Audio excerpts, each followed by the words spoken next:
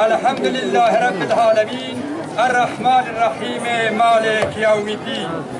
سپاس مرهو را سبحانه و تعالی برای که ما را از بطن مادران ما بیافرید، به هم که چیزی بدانستیم آنگاه ما را چشم بینا،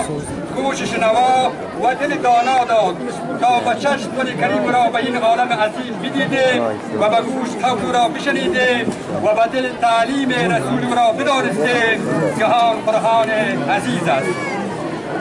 درود بیکران بر پیغمبر بازپسین، پیشرو پیغمبران پیشین حضرت محمد مصطفی صلی الله علیه و سلم که بشریت را از جهل و ظلمت و ضلالت نجات بخشید و به نور معرفت دین و دین اسلام مفتخر گردانید. جناب محترم ولسوال صاحب ولسوالی شغنان، مهمانان عزیز، اراکین محترم دولتی، عمد ملکی و نظامی، کارمندان محترم ادارات جماعتی و امامتی، مکی صاحبان، کامرا صاحبان، روحانیان عالی قدر، استادان عزتمند، شاگردان عزیز، رأسها و خیرداران قرا و قصابات و در کل برادران و خاران و اشتراک کنندگان این جشن با شکوه عجم، نخست از همه اجازه فرمایید تا بهترین شادباش‌ها را به مناسبت روز نوروز عالم مفروض سال 1394 هجری قمری رسالتاً از جانب خود و وکالتاً از نام اداره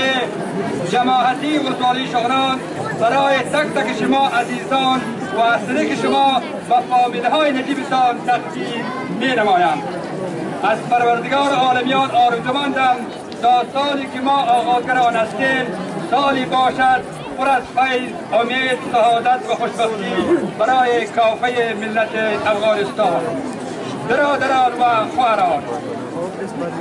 مردم ستمگیده افغانستان مدت‌های زیادی می شود که با جنگ‌های نیابتی که از طرف اجنبی‌ها در مدت بیشتر از 30 سال بالای مردم ما تعمیل گردیده است دست و پنجه نرم می کنند که از این درگیرهای خانمانسود و آفات نابسامان مردم مسلمان این دیار نیز بیرون نماندند که جنگ‌های چندین ساله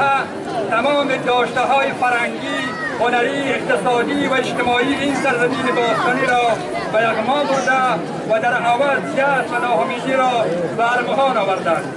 حتی طوری که مشاهده می‌گردد در گذشته‌ها مردم روزهای تاریخی آداب و عادات خویش را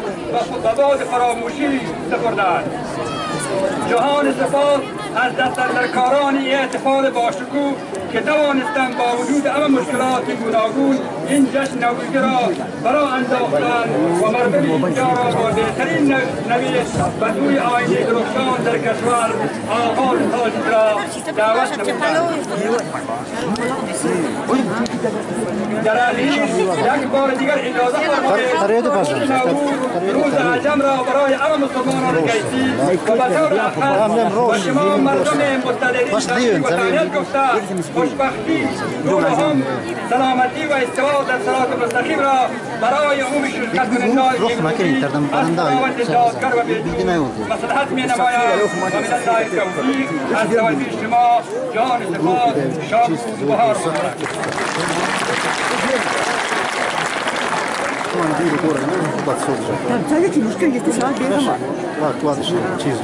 آیوب که روح پاک آدم